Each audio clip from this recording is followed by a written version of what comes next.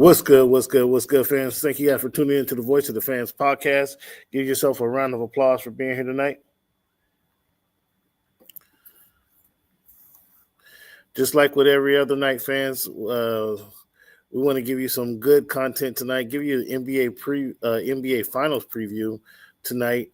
We're going to talk about some stuff in the NFL, and we got some boxing results. But as we get started on most nights, here's a little interlude of what we do. Am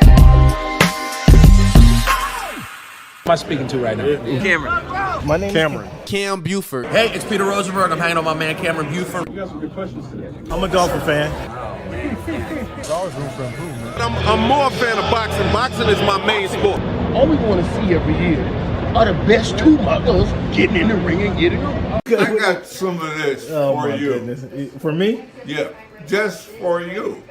Think about it like this: the promoter pays the fighter, the fighter pays the manager. Okay. So the manager works for the fighter, and the fighter works for the promoter. Okay. So you are lifting weights currently?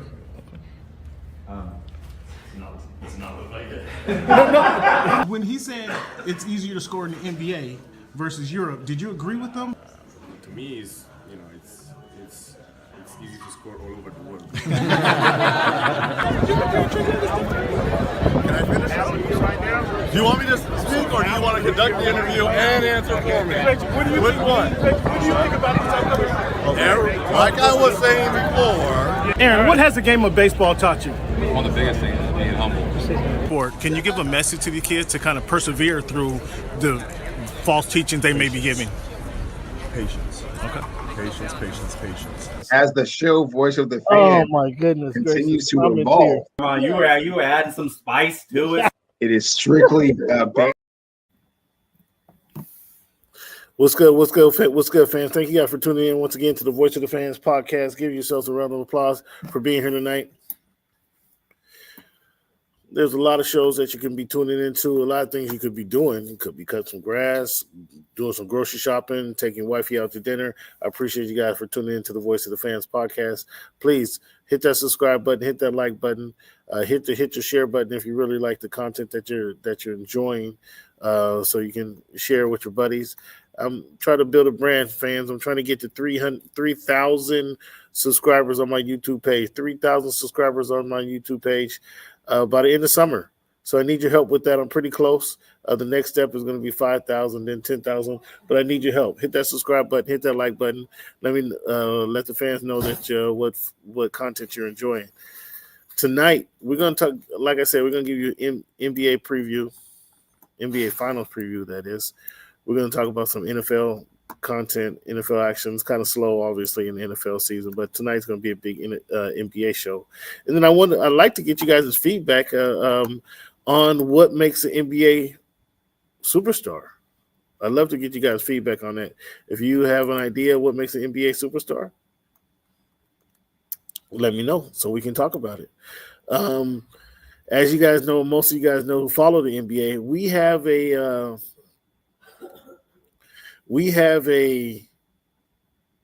NBA Finals start tomorrow, and I want to know who you guys got in the final. First of all, let's go that route, and then I want to know. You guys see this here? Still waiting on my payback. Where you at, Cleveland? I'm still waiting on my ribs, bro.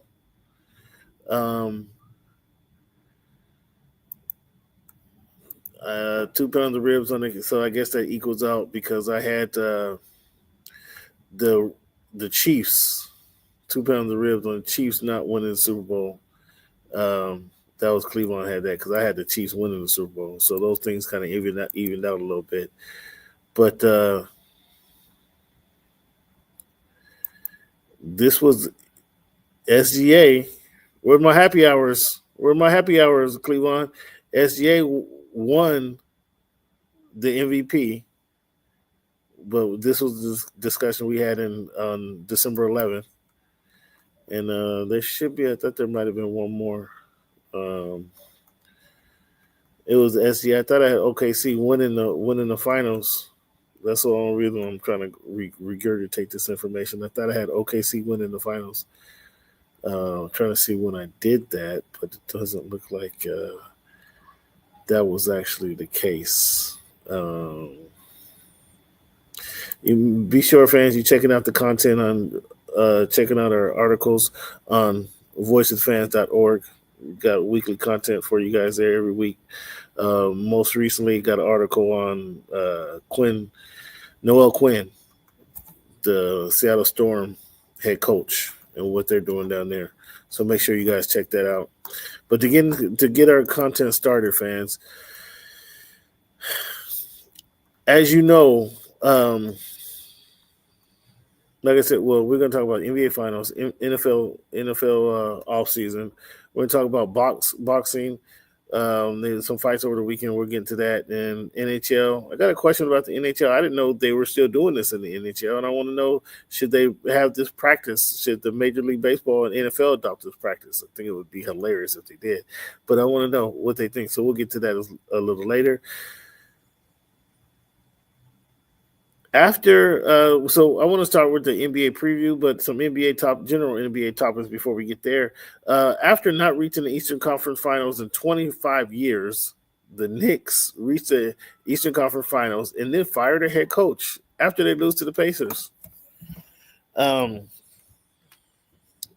Knicks haven't done anything. I understand big market. I understand all this. Everybody wants to win, but they haven't been there. They haven't been in this situation to win before.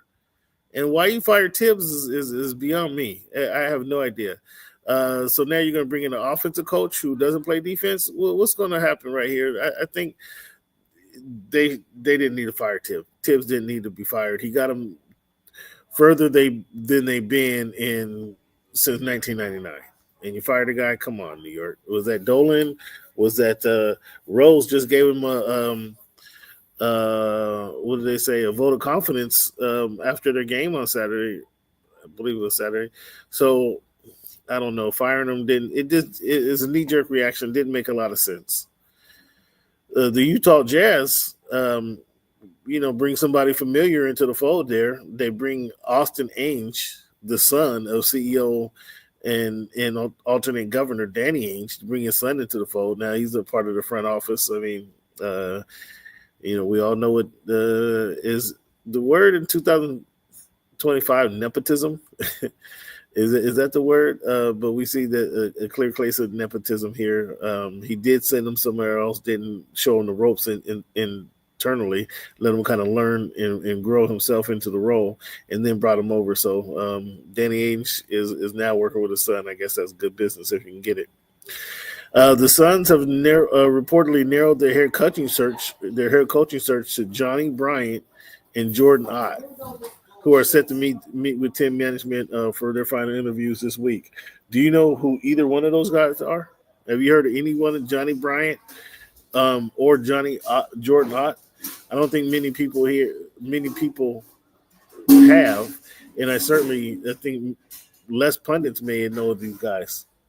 But it's an interesting decision that they decide to reach out to either one of these guys. And apparently Johnny Bryant is Devin Booker's chosen coach. We'll see how that works out. I mean, you catered to the guy for 8 years and he hasn't won anything. You're going to keep catering to him? I mean, it kind of seems kind of odd in my opinion. But, the Suns aren't going to win anything as well. Aren't win anything as well. So we'll see. We'll see. We will.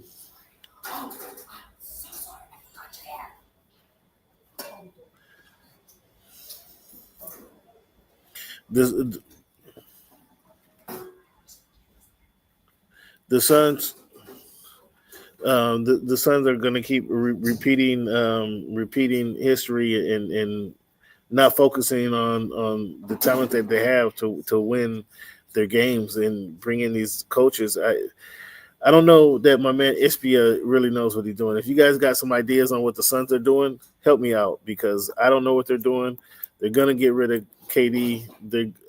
Bradley Beal, I mean, you're going to have to kind of you're kind of stuck with Bradley Beal. Devin Booker being a part of the decisioning of the new head coach tells me that they're going to keep him around. So Devin Booker, Bradley Beal going back, running it back. What do you guys think about that? You Suns fans out there, we'll see how it goes. We'll see how things go. We got the finals coming on tomorrow, fans. This will be we'll see the youngest crop of talent we've seen on the court in the NBA Finals action since 1977. That'll be interesting. I wrote an article. I was asking NBA fans, when was it? I want to say it was about the time of the season started, about how do you like the new breed, the young guns coming in the league. I know what it was. It was NBA in-season tournament, because at that time it was only young guys competing. And did you know, like LeBron and Steph, I think, got eliminated from that in-season tournament, if I remember correctly. It was a few months ago, and we were left with the young guns. Like Tyrese Halliburton had a chance to shine in the in-season tournament. We were left with young players, and now we see that the league, now that the KD, the Steph Curry, the LeBron James, they're not making the playoffs every single year. Young teams are beating them and excelling in the NBA. So now this has become a young man game. And the young crop, what do you want to call them? What did I see the word for? Not millennials, the generation after millennials. Darn it. These young guys are kind of taking, the league is theirs now. The SGA, the Anthony Edwards, the Victor Wembanyama, the Giannis Antetokounmpo. I mean, he's a veteran. He's an old veteran in the league. Luka Doncic is an old veteran in the league. Now these young guys are kind of taking over. How do you guys feel about that? Are you guys enjoying this youth movement? Are you enjoying the young takeover, if you will? Because that's it's been pretty impressive. I mean, it's going to bring a different brand of basketball. It's going to bring a different type of basketball, obviously, because they're not the veterans and the guys that we kind of grew up with. However, I think it's going to be a better brand of basketball. What do you guys feel about that? I think this better brand of basketball is going to be they can do a little bit more on the court. Everybody can. They can do not more on the court, but their game is expanding. The game is evolving. Or how do you guys feel about that? Should you guys be excited about this new era of or this new player in the NBA? It's obviously going to be different because you haven't watched them win yet. But until they win it all, they haven't won it all. So you can't be mad at the guys because they haven't won it all. And you got to give them a chance to get it done. Once they get it done, then you can call them champions, and then they become veterans. So it's a progress. It's not a progress. It's what's the word I'm looking for? It's a process. It's a process. So you can't. You got to be open to these new set of players. You got to be open to the idea that there's young players taking over. Last year we had the Celtics and the Dallas Mavericks in competing for the finals. This was the Celtics era. That was their first championship. And obviously they didn't go back, but Luka era. Luka was with Dallas, Luka Kyrie. That would have been Dallas's first championship since 2011. So these new players are kind of taking over the league, and it showed in that finals last year. Also, so I wrote this article May 29th, so about a year ago. Is everybody on board with the youth movement? Here was Shea killing in the playoffs. Jalen Brunson doing his thing in the playoffs last year. Anthony Edwards doing his thing. Luka Doncic doing his thing in the playoffs. So we got all these players that are coming off the backs of Magic Johnson, Larry Bird, obviously Michael Jordan and Kobe Bryant. We have all these players coming behind them doing great things. And so now that Steph is going out, being ushered out the door, we have Kevin Durant going out the side door. Like we say, LeBron's not going to be able to stick around for very long. We got new players taking over the league. We got new players. So how do you guys feel about that? Victor Wembanyama, Chet Holmgren, Shai Gilgeous-Alexander, Luka Doncic, Tyrese Maxey, Alperen Şengün, Naz Reid, like I say, Anthony Edwards. We got a new crop of players taking over the league. How do you guys feel about this new crop? Are you guys excited for the new crop of players, or do you guys nostalgic about the old? You want Kobe back? I mean, how do you feel about this? Regardless of how you feel about that, evolution happens. There's nothing you can do about it, and we're enjoying it right now. So check out that article I wrote. It's been over a year ago. I didn't realize it that long ago. But check out that article I wrote on voiceofthefans.org, and it talks about really kind of forgetting the past and recognizing this new era of players, this new era of hoopers. If you guys can do that, that'd be awesome, because it's a new era that's been often ignored.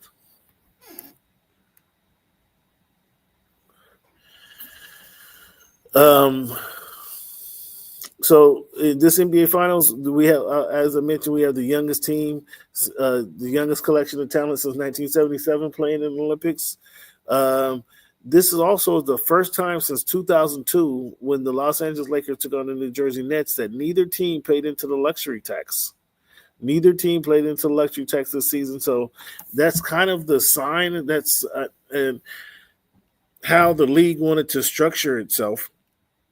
They were looking for parity, and they were looking to structure itself so these large markets couldn't load up and have excess talent, and give some of these young small market teams, Indiana Pacers, who are run well.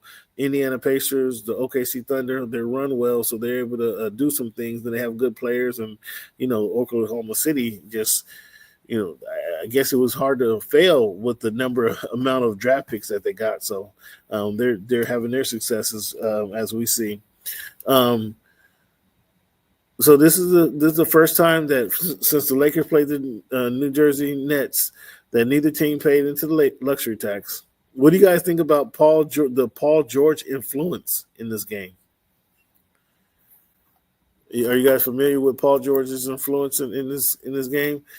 Well, if not, for those who aren't, I'll say, in July 2016, Paul George was traded from the Pacers to the Thunder for Victor Oladipo and Domantas Sabonis.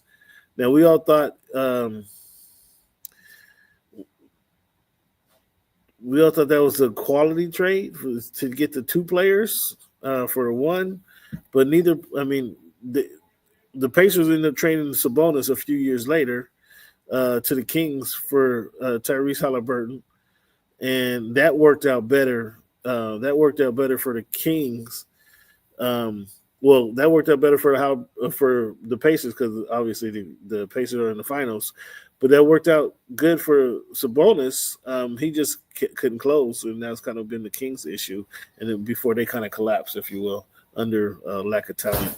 And then in 2019, the Thunder traded PG to the Clippers for 7 picks and/or swaps, and SGA was a major player in that trade. Now, we all know every GM in the league would have did that trade, because that trade wasn't just PG to the Clippers for the 7 picks and swaps and SGA.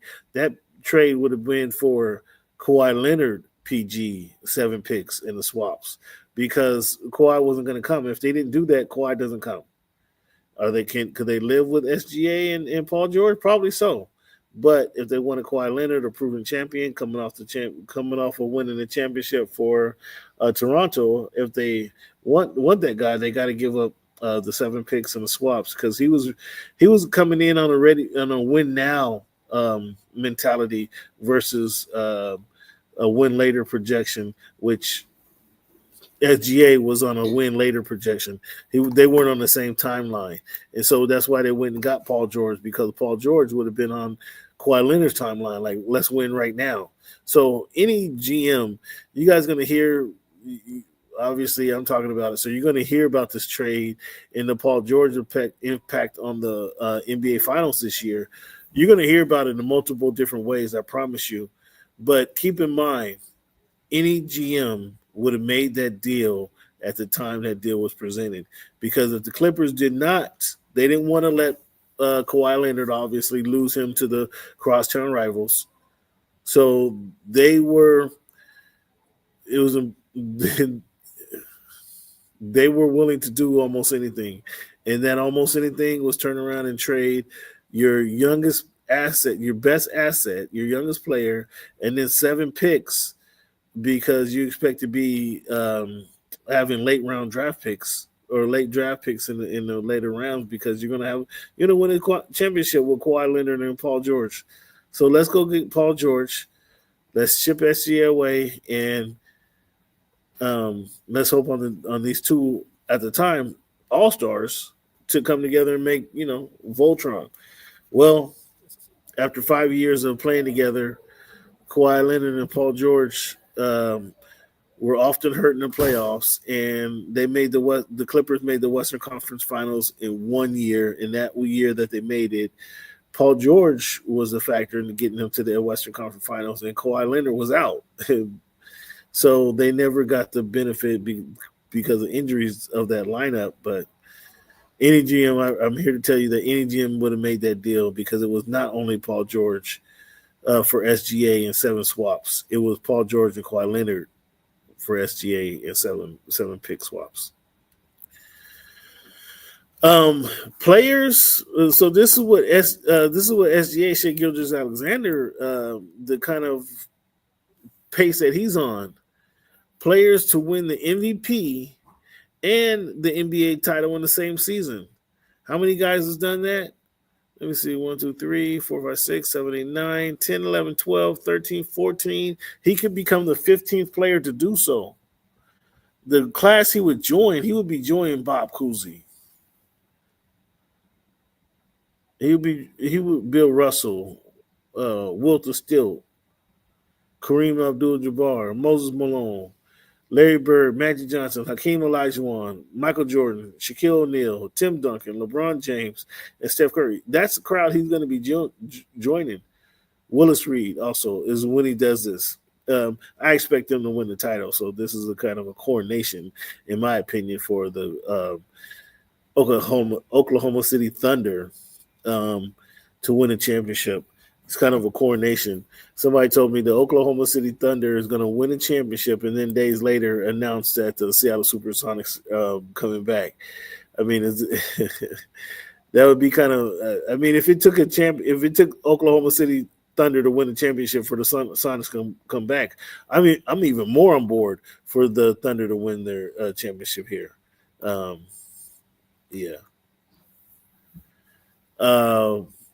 Players who have won a scoring championship and an NBA title in the same season, that list is much shorter than the guys who won the MVP and the NBA title.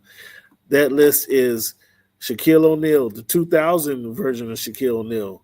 6 times Michael Jordan has done that. So 92 to 93 or 91, 92, 93, and then took his break, 94, 95, and then 96, 97, 98. Michael Jordan did that. And Kareem did it once in 1971. Kareem did that one time.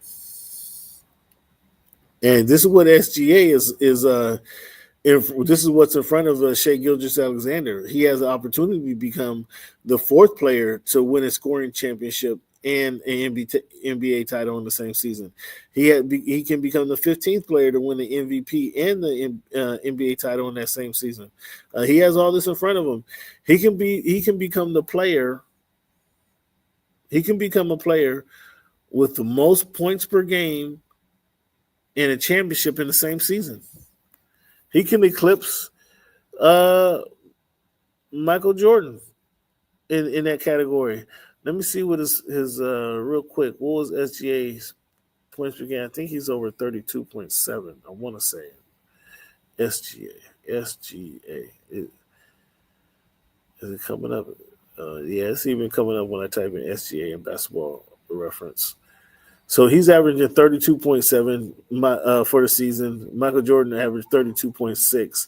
I don't think they take into account. In fact, I'm very certain they don't take into account playoff stats in this number here. So if he were to win this thing, win the championship, he will have the highest average at 32.7. Michael Jordan right now, the 92-93 year, 32.6. He will have the highest average points per game and winning the title in the same year.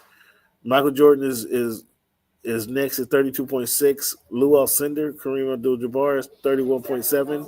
Michael Jordan in 1990-91 is 31.5.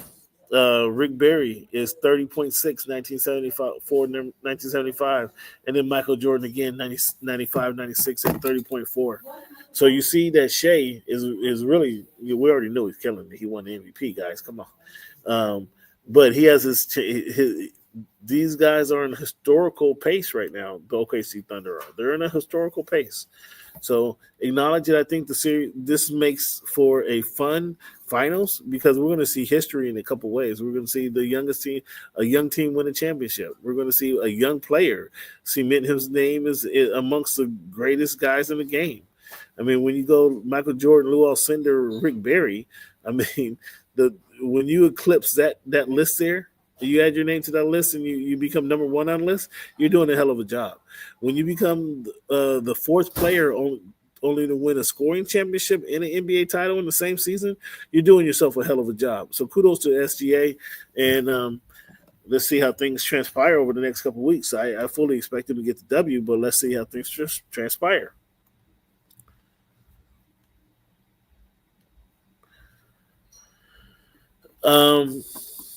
With this matchup, I think it's these guys are 1-1. How do you guys see this game going? Do you see in my opinion, kind of I think OKC Thunder does, or excuse me, I think Indiana Pacers do a lot of the similar things that OKC Thunder do, except the Thunder do them better. They have a better bench. They have better role players. They have the league's MVP in Shea, versus where Halliburton's been really good. Halliburton has more game-winning shots in his playoffs this season than SGA has, but the games haven't really been close to SGA is playing in, and the games have been nip and tuck that Halliburton's been playing in. So having more game-winning shots is better than not having the game-winning shots. But if you don't need the game-winning shots, you don't need the game-winning shots because your team is already handling the business in quarter 1 through 3. Fourth quarter is, they're resting at the time, most of the time. So that is kind of interesting for us to check it out. I give my prediction. As you know, the series starts tomorrow. I give my prediction. I expect the Oklahoma City Thunder to win their championship in 5 games. Oklahoma City in 5. I'll give Indiana some respect and say they'll win one game at home, but Oklahoma City in 5, I think that's the way that's going to break down. Now, fans have got a lot of conversation about this topic here, the NBA superstars. How many are currently playing? This has been a hot topic, but for those of you who missed it last week, the qualifications for an NBA superstar, my qualifications anyway, are your role on the championship squad. Are you the attraction on your team? Do fans pay to see you? And what's your history of beating the other top talent? What's the history of beating? What's up, Ivory Coast? What's good? How's New York treating you? What's the history? Do you have a beating top talent? And do you have expectations? Are there expectations on your name, or are you just sliding through, sliding by, and nobody's expecting anything from you during the season or on game time? Are you on the scouting report? So those are my kind of 4 criteria. What's your role on the championship squad? Are you an attraction? Do fans pay to see you? What's your history of beating the top talent in the league?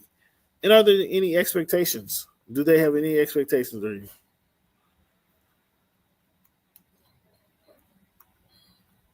So SGA is no doubt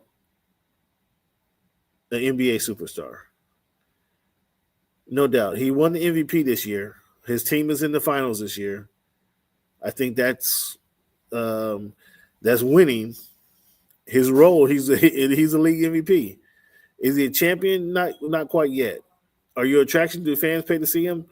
Yes, I think they do. They want to see the league's MVP. What's your history of beating top talent? I think they had the best record in the league by far, so their record against top talent was pretty good. Are there expectations? Yes, he was expected to be the next guy when he got drafted number 13 in the league. Now he's in OKC. I talked about earlier the trades, the transactions that allowed him to get to OKC, and he's been killing it. He's a dude down there. He's killing it. You can't argue. No one can argue that. And again, he did win the MVP. So even if he was just in the MVP running with Nikola Jokic, he was in the MVP running with Nikola Jokic. So SGA, a superstar. Anthony Edwards, do people pay to see you?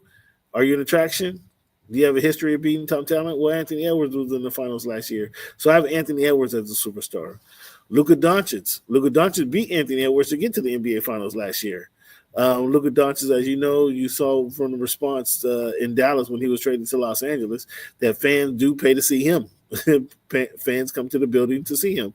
Is he a champion? Not quite yet. But are there expectations? There's absolutely expectations because he's that good. Steph Curry, yes, he's a champion. Is he an attraction? Yes, he's an attraction. Do people come to see him? Yes, people come to see him. People pay to go see his pregame warm-ups, let alone his full-time game. Does he have a history of beating top talent? Yes, he's a 4-time champion. He's been in a row before. Are there expectations? The expectations today aren't what they once were because he's achieved a lot. He has 4 championships. Not a lot of players have 4 championships. So he meets it. Kevin Durant, your role on championship squad on his 2 championship squad, he was the league. He was the Finals MVP. That's a superstar in my opinion. Kevin Durant changes the makeup of a lot of teams he would go to, and you'll see that this offseason. So Phoenix is gonna trade him more than likely. If he went to Houston, they'd be a favorite in the Western Conference. If he went to Miami, they'd soon become a favorite in the Eastern Conference. If he went to Boston, if he went to Milwaukee, all these teams quickly become favorites if they get KD on the roster. So yes, KD is a superstar. The same with LeBron James. He has countless championships, been in the finals 10 years in a row, et cetera, et cetera, et cetera. And he's not as impactful as he once was. LeBron James is still a superstar in this league. So I've identified 6 superstars: SGA, Anthony Edwards, Luka Doncic, Steph Curry, Kevin Durant, LeBron James. Jason Tatum. Is Jason Tatum a superstar? I say yes. Jason Tatum has earned his superstar stripes when he won a championship last season. He was won a gold medal. He was on a gold medal championship, a gold medal winning team. So he won a gold medal. Him and Brown won a gold medal, him and Brown won the title together. Brown was not in the Olympics, so they won not only did they have championship pedigree, they've got Tatum has gold medal, Brown has a championship medal, and they come back and there's expectations for him this year, or there were expectations for him this year before Tatum got hurt. Brown apparently was dealing with a meniscus tear in his knee. So yes, I got Jason Tatum and Jaylen Brown as superstars in this league. I got Kawhi Leonard as a superstar in this league. The only guy to go to Toronto and make Toronto a championship in 1 year. He won 2 championship in 2 different cities, San Antonio and Toronto. Yes, Kawhi Leonard, there's expectations of him. He has history of beating top talent. He's an attraction. People pay to see him. And his role on championship squad, he carried the Toronto Thunder to their championship. Nikola Jokic do we have to really discuss this? Nikola Jokic, 3-time MVP, finals champion, So he has a championship. He's that dude. He could have won the championship, the MVP this season. Nikola Jokic is that guy. It's from the Baltic Sea, and I mean he's arguably one of the greatest basketball players in the world. Another guy arguably one of the greatest basketball players in the world is Giannis Antetokounmpo, absolute superstar. Dominates top talent, won a league MVP, won a NBA Finals. So he has a pedigree, he has a talent, and he has the skill set to be a champion. He is a champion. He is an NBA superstar. Now this is going to be kind of controversial. This is going to be kind of controversial, and I'm eager to hear you guys' feedback on this. I do not have Donovan Mitchell as an NBA superstar. Although he hasn't won a championship, he is an attraction. Fans do pay to see him. Does he have a history of beating top talent? That history is kind of sketchy. Are there expectations? There's absolutely expectations. I don't have him be, and you can some can spot out those. Some can point to those playoffs battles that he had with Murray, 50 points. You know, they were going 50 points every other night in prime time action. When you need him, you need those big time games. He was giving you those big time games in Utah. He was giving you those big time games in Cleveland. However, I think in his years in Cleveland were kind of how do I say it?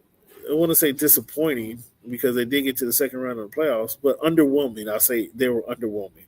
I expected more from the Cleveland Cavaliers. And because I didn't get more, I have to say that Donovan Mitchell is not, here's where I draw the line, is not an NBA superstar. However, I have to say that John Morant is an NBA superstar. No, he does not have the championships. Is he an attraction? What do you guys think the attendance would be in Memphis if John Morant didn't play every night? What do you think the attendance would be when John Morant goes to New Orleans, when he goes to Atlanta, when he goes to Brooklyn? What do you think the attendance is? They spike because he's coming to town.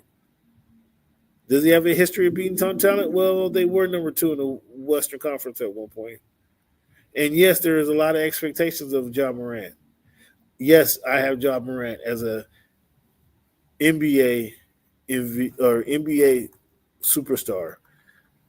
I don't have the likes of Damian Lillard, Jalen Brunson, Paolo Banchero, Tyrese Halliburton. I do not have an NBA superstar right yet. Anthony Davis, James Harden, Devin Booker. These are guys I do not have as an NBA All-Star as we speak. Is there anybody else I left off the list? Those are the guys that I can name. All-Stars and anybody after John Morant, Donovan Mitchell, Damian Lillard, Jalen Brunson, Paolo Banchero, Tyrese Halliburton, Anthony Davis, James Harden, Devin Booker. Heck, Paul George, not an NBA superstar. Anybody got any arguments with that? I'd love to hear some back and forth. I'd love to hear some debate on who is an NBA superstar, who isn't. I told you my list. The list is short. That list is 1, 2, 3, 4, 5, 6, 7, 8, 9, 10, 11, 12 guys as an NBA Hall of Famer. How many do you have an NBA, not all NBA Hall of Famer, as an NBA superstar? How many do you have NBA superstar out of this league? Who's having a better postseason? Who's had the better postseason to this point? Not including the NBA Finals. Who's had the better postseason? Shai Gilgeous-Alexander or Tyrese Halliburton? Shai Gilgeous-Alexander, as I mentioned, is getting his average every night. Tyrese Halliburton has had big games. and kind of you see his thing going up and down, his timeline going up and down. But he's had big games. But SGA has been more consistent. For that reason, I say SGA is having a better postseason. Halliburton getting his team to the NBA Finals is a great accomplishment. SGA is doing that without losing slippage from what he's done in the regular season.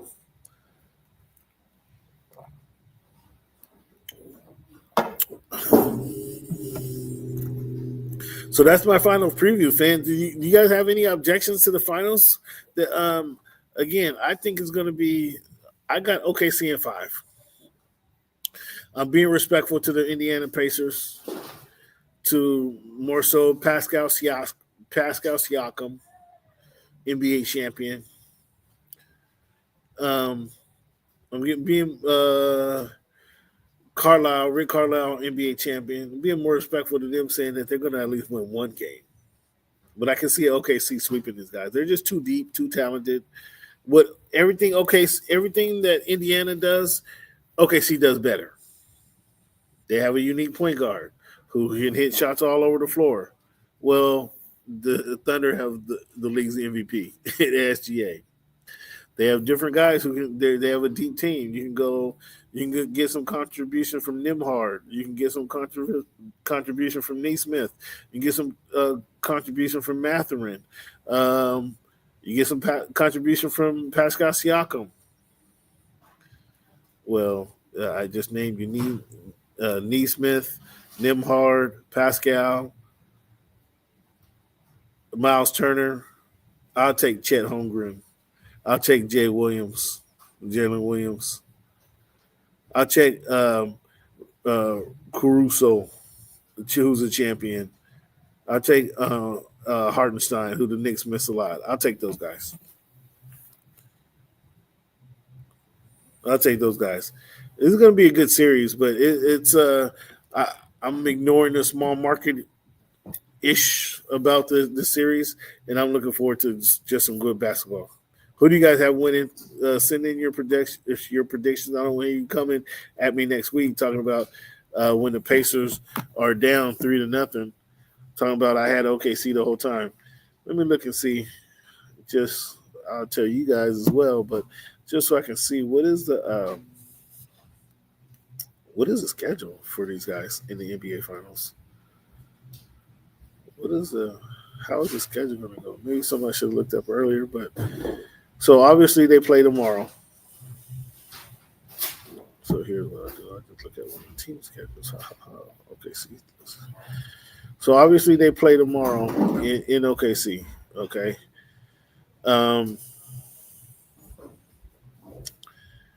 They play tomorrow, Sunday, Thursday, Sunday, Wednesday, the 11th, Friday, the 13th, Tuesday, the 17th. Friday the 20th. Yeah, the NBA be spacing these finals out, boy. I tell you what. So they play Thursday, then on Sunday, Wednesday, then on Friday, Tuesday, Friday, and Monday. They are dragging this out. So game 1 is on the 5th.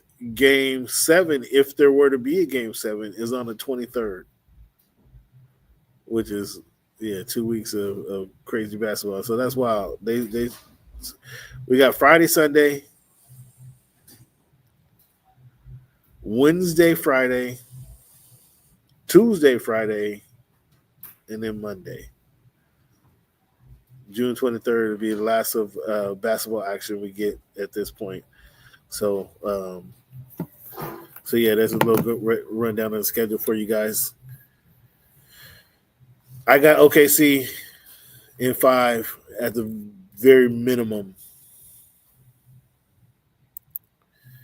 Fans, we like to play the numbers game on this show. With it being June 4th in our 343rd version of this show, when you think of number 4, who wore their jersey number the best? Or who comes to your mind first? Lou Gehrig or Brett Favre are the number 4. When you think of the number 43, who comes to your mind first, or who wore this jersey number the best? Dennis Eckersley or Troy Polamalu? Richard Petty also wore the 43 card too. So who comes to your mind first, or who wore that jersey number the best? Let me know, fam. Let me know what you think. This week in the NFL, we had Detroit Lions center Frank Ragnow, a 4-time Pro Bowler, a 4-time Pro Bowl selection in his 7 seasons, announced his retirement today on social media. 29 years old. Interesting. It tells you how what kind of pain and kind of brutalization he was being put through. If he's retiring at 29 after 6 years in the league, kudos to him. Deion Sanders is refuting reports that Shedeur Sanders was unprepared and unprofessional in team meetings during the NFL Combine.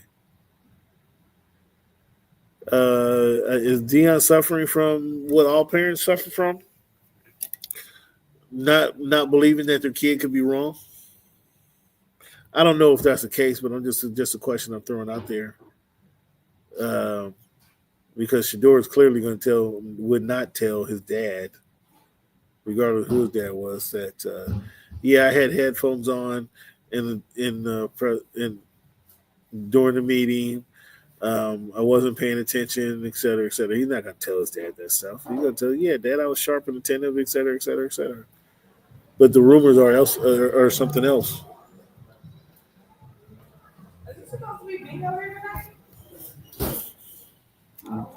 The rumors are telling a different story. J.K. Dobbins to take a free agency visit with the Broncos. Interesting. I thought J.K. Dobbins did enough to keep his job with the Chargers. I thought he really did. It wasn't 1,000 yards. I think he had just less than 100 yards. Just less than 800 yards rushing last season. I really thought J.K. Dobbins did enough to stay on the Chargers. Now I know he wasn't healthy all the season, the whole season, and there were some injuries that they're dealing with. But my goodness, I tell you what, J.K. Dobbins. So last year he picked up 905 yards rushing. That was his best. He had his best season as a running back in the league, rushing for the Chargers. I'm kind of surprised. 4.6 yards a carry, 69 yards a game. He was a game breaker for them as well. He played in 11 games, started in 13 of their 17 games. I'm surprised that they cut the cord on maybe they just didn't re-sign him. I'm still kind of surprised by that. But they brought in the running back out of Pittsburgh last season. I think they're going to be disappointed in that pickup. I think they're going to be disappointed in that pickup, and it's going to say a lot how the running scheme, how they work the rookie into their running game. But we're going to see how that shakes out. Bud Dupree signs an extension with the Chargers. They needed an outside linebacker, kind of an edge rusher. They needed somebody. So good for him. Good for them. Dolphins, Tyron Armstead decides to retire officially this offseason. Stephon Diggs shines in Patriots OTAs. Stephon Diggs. Does Stephon Diggs have more work to do rebuilding his career, rebuilding his image, or does Drake May have more to do with helping Stephon Diggs become who he should be? Stephon Diggs in Minnesota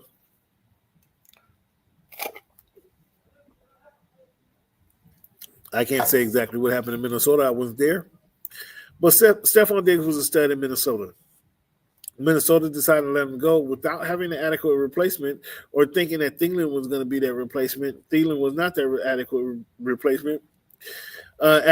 Diggs goes to Buffalo and balls out in Buffalo the first couple of years. Last year, he acted like he didn't know who his quarterback was. Then he goes to Texas. The Texans get injured. Now he's in the Patriots. A lot of bouncing around, man, for a receiver. When there's so many receivers out there, this guy is doing a lot of bouncing around.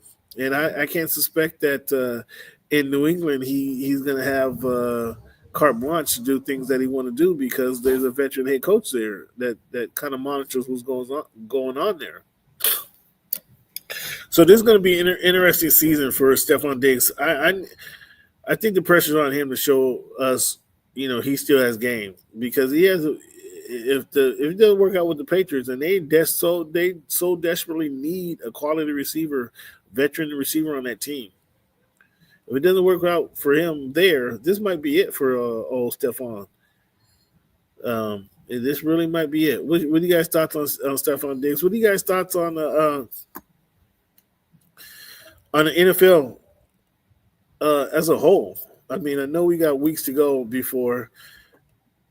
I know we got weeks to go before we kind of decide on make our picks and predictions, but it's going to be interesting to see how the Buffalo transition with the new wide receiver.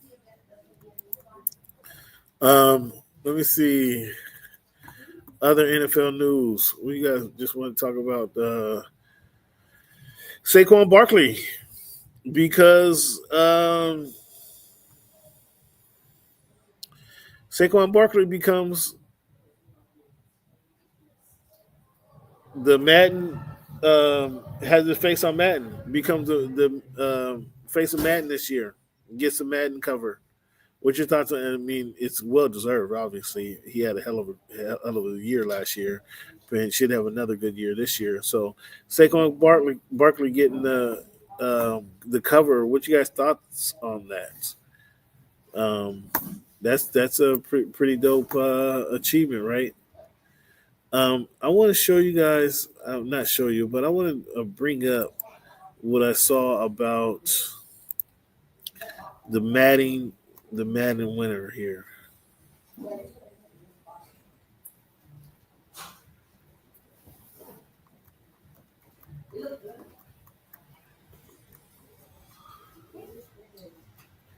What do you guys think? Is the Madden curse a thing anymore? Was it a thing? Is it a thing? Was it ever a thing?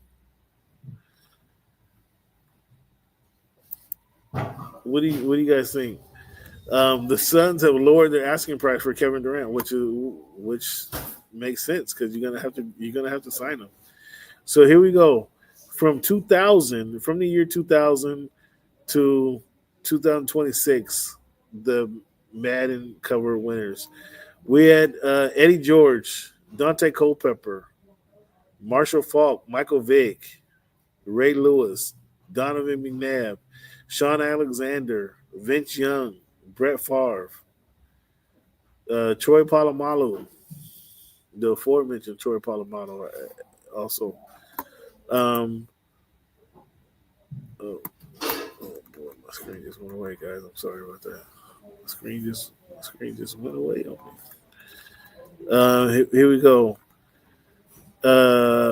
Larry Fitzgerald. I say Troy Polamalu, Larry Fitzgerald, Drew Brees, Peyton Hillis. I think that probably was one of the worst ones. Peyton Hillis, Calvin Johnson, Barry Sanders, Adrian Peterson, Richard Sherman, Odell Beckham Jr.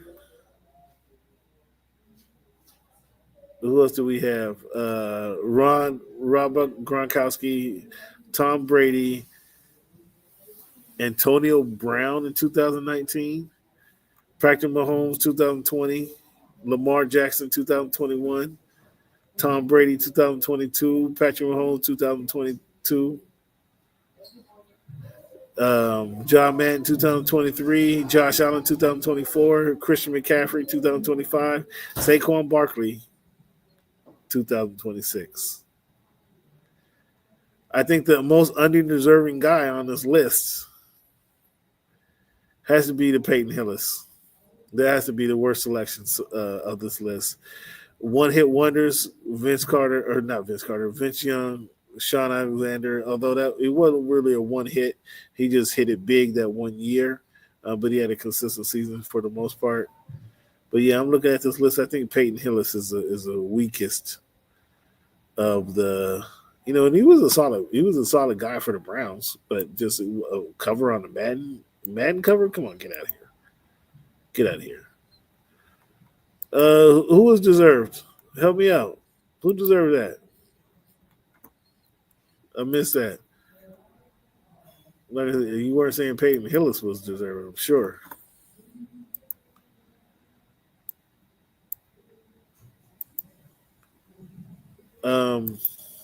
But fans, thank you guys again for your patronage. Some of the off-season stories that I'm looking for this year.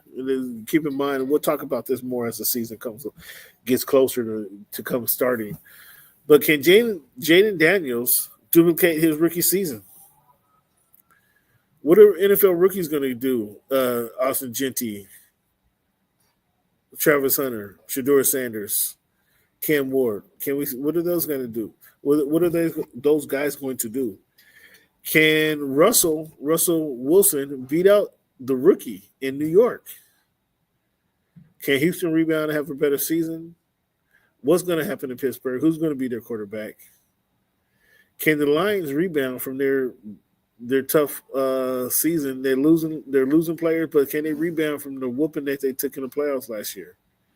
What do the Vikings look like with a true rookie quarterback? How does Sam Darnold play for the Seahawks? I want to know. I'm looking at the rookies again. More rookies. Matthew Golden, and what is it? Emmanuel Ibuka. I want to know how these guys. So these are the off-season. These are the stories that I'm looking forward to this next year. Also, this next year, I want to see how that Sony's Hawkeye system works. How are they going to introduce that to the season? The NFL, that's what I'm looking for. I'm looking for those things that I mentioned, and then how the Hawkeye system will be introduced to the NFL. I want to know how these rule changes are going to take place, or how they're going to express themselves during the season. I think the most impactful rule play that we'll see that will impact us is onside kick whenever you want to, whenever you're down. I think maybe we'll see more of those. I don't know. But that's some of the things I'm looking forward to. I don't expect living here in Seattle, knowing the Seahawks drafted Jalen Milroe, it's gonna be a bad look if they have to turn to him, because that means Sam Darnold got hurt or is underperforming. So I just want to see if Milroe, can they develop him? That's going to be interesting to me. Can they develop that guy? I want to see if Scatterbo. Yeah, we heard a lot about him in the playoffs, college football playoffs. But at 4'6", is he an NFL running back? Can he play NFL at 4'6"? I have my doubts. Well, we'll see what Scatterbo's able to do. It'll be interesting. Fans, every week, I do my show every week here at the Great American Casino. You guys should come down here. It's a casino. They have a lot of games. They have bonus free play Sunday through Thursday. $1,000 in free play. 2 winners every hour. Sunday through Thursday, 11 a.m. to 8 p.m. Friday and Saturday, 11 a.m. to 4 p.m. They have a nice happy hour menu down here. Reasonable pricing is, good food at reasonable prices. This is the Great American Casino, 14040 in Interurban Avenue South, Tukwila, Washington, 98168. That's 14040 Interbourbon Avenue, Tukwila, Washington, 98168. Come on down and check it out. They also have the Will Bounce Back. First Saturday of every month. They have the last month winner, bonus free play wheel and claw machine. They're invited back to the party, to a buffet, 6 p.m. to 9 p.m. They have a drawing 6 p.m. every hour, 6 p.m., 8 p.m., 9 p.m., 7 p.m. as well. And you win your spins. First wheel spins, 2 times whatever you get. Second wheel spin, 3 times whatever you get. Third wheel spin, 4 times whatever you get. And fourth wheel spin, 5 times whatever you get. So come on down here. You got some opportunity to win some money. Come on down to the Great American Casino, Interurban in Tukwila. Come check us out.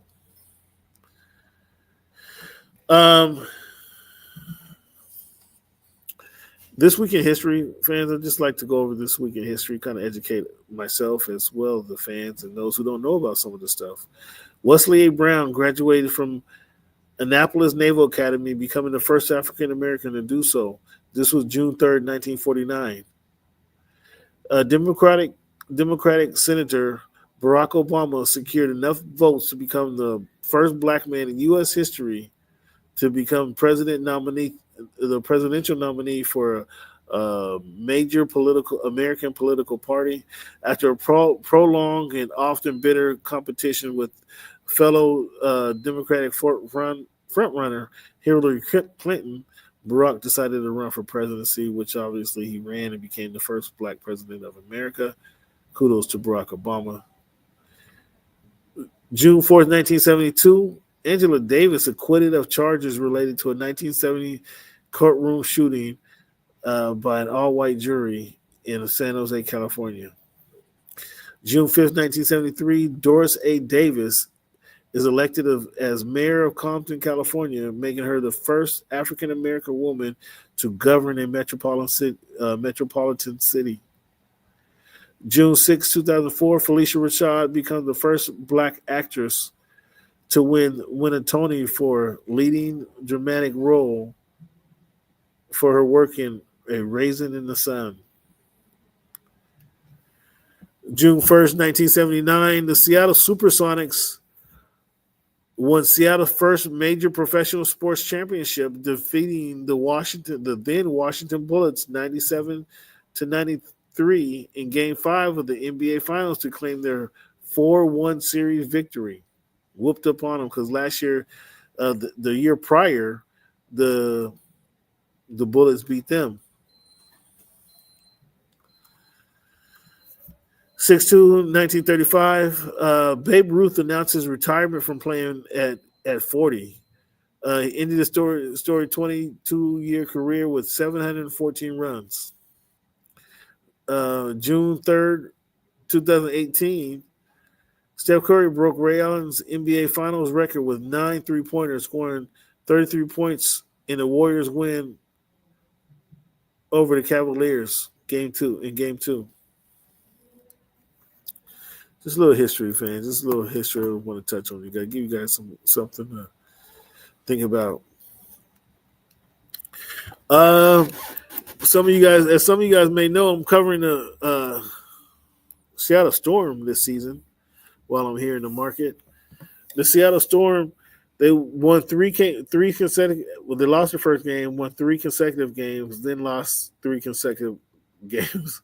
They won 3 consecutive games, then lost 3 consecutive games. Skylar Diggins and Nneka Onwuemeke is leading the way of this team here. They also had Gabby Williams, who's a straight dog. She locks cats up defensively, and then she's a bucket on offense. I think Gabby we can get a little bit more out of Gabby, but those are the things that she does really well. Skylar Diggins is scoring well. How do you guys feel about Dominique Malunga? Dominique, she gets more and more playing time against Las Vegas Aces. They put her in there in the crunch time. She tried to defend Chelsea Gray. Chelsea Gray just made a fadeaway jumper. Better offense beat better defense. She just made a fadeaway jumper over top of her. Next time down court, she was guarded Aja Wilson, who again put another fadeaway jumper over on her. And so it's a learning experience because she wasn't shying away from talent. She was out there trying to compete against these guys, and she knew who these guys were. So she's giving them some good defensive minutes. But I think she probably does need 15 to 20 minutes a game versus the 10 minutes that she's averaging. Last Saturday night at the Mandalay Bay. I don't know how many of you guys tuned in to watch Jamal Charlo take on Thomas Lamana. Well, that was a snoozer. But the next fight, Armando Resendez beat up Caleb Plant. Now, Jamal Charlo and Caleb Plant were talking about fighting each other, and Resendez, he messed up their plans by going out there and getting the win. He kind of handled Plant for most of that fight. Most of that fight, he handled Plant fairly easily. It looked like Caleb was gun shy. He didn't want to let his right hand go and, dip in the dodging. How did you guys see that fight? The Oklahoma University Sooners won't be playing in the college softball championship for the first time since 2018. After losing to Texas Tech last night. 2018, they've been playing for a championship. That's like, 7 years that they've been playing for a championship? So, yeah, this is abnormal for them to have this time off. It's crazy. Fans, I didn't know this still happens. I didn't know in National Hockey League that after their playoff series, they're still going and getting in line, shaking hands. Like, I think we're beyond sportsmanship.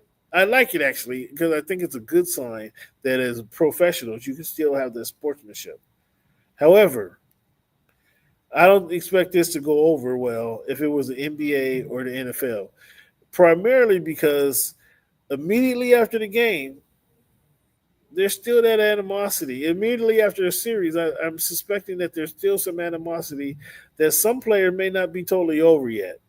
And, want to take a cheap shot at you or spit on you, whatever it may be, man. They try to get their lick back. And so shaking the guy's hands who you just beat, I don't know about that one. I'm all for sportsmanship. But getting in the line like you did in Little League and going down the line, shaking everybody's hand, I don't know that I'd be mature enough to participate in that. To be honest with you, that's really what I'm trying to say. But I didn't know they still did that in hockey. So that's interesting. Cincinnati Reds fans, Ellie Deli Cruz, despite learning of his sister's death, he played with a heavy heart and hit 2 home runs, honoring her with a heartfelt gesture in a 7-3 loss to the Cubs. Oh, that sucks. He lost it, but he played well, but just lost to the Cubs. So good work out of you, Ellie. Maybe your team can support you next time.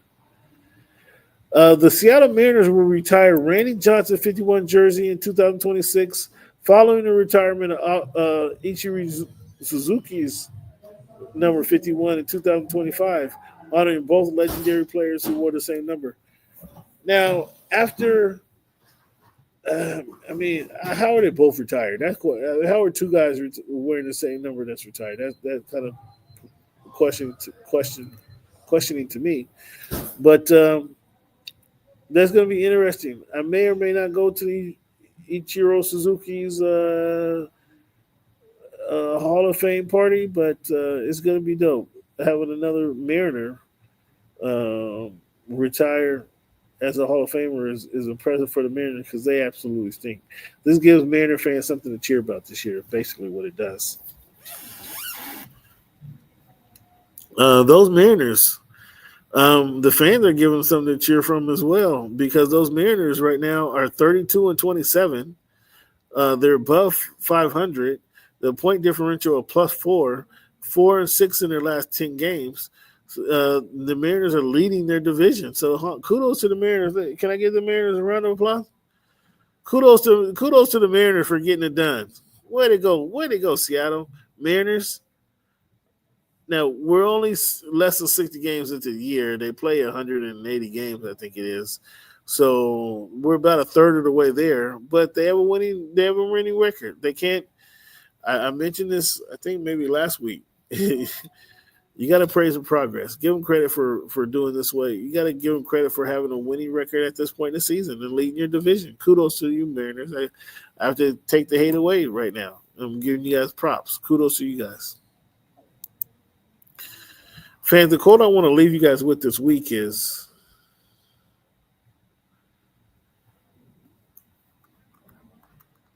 I think I gave you guys that.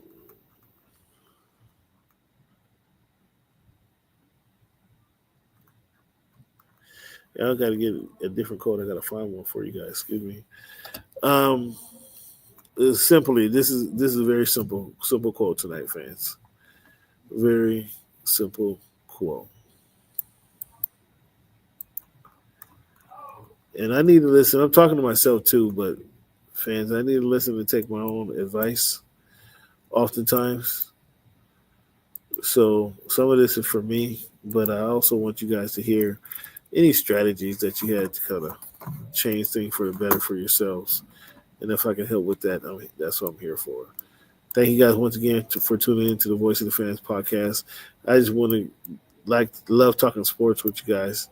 Give you some interesting input, interesting aspects, so different ways to look at the same topics that you guys have been hearing most of the day. But then I also as well, I love to give you some quotes. I love quotes to summarize and give some direction to our thoughts. So believe you can, and you're halfway there, fans. That's from Theodore Roosevelt. Believe you can, and you're halfway there. Just have some belief in yourself. Have some belief, have some confidence you can get it done. Believe in yourself, and you're halfway there. And that's with anything, fans. That's the quote I want to leave for you guys today. Fans, I want to thank you guys. Give yourselves a round of applause for being here. Doing the show, fans, I really appreciate you guys for tuning into the show. Please hit that subscribe button, hit that like button if you like the content that you're listening to. If you really like the content that you're listening to, hit that share button and share it with a friend, share it with a colleague, share it with a coworker, giving them some positivity throughout the week, and that's what the show is supposed to be all about. Thank you guys for tuning in, fans. As well, I want to thank you for making our voice your choice. Enjoy your week, fans. Talk to you guys next week. Next week we'll have some NBA finals to chat about, so that's exciting. Thank you for your time. I'll holler at you soon.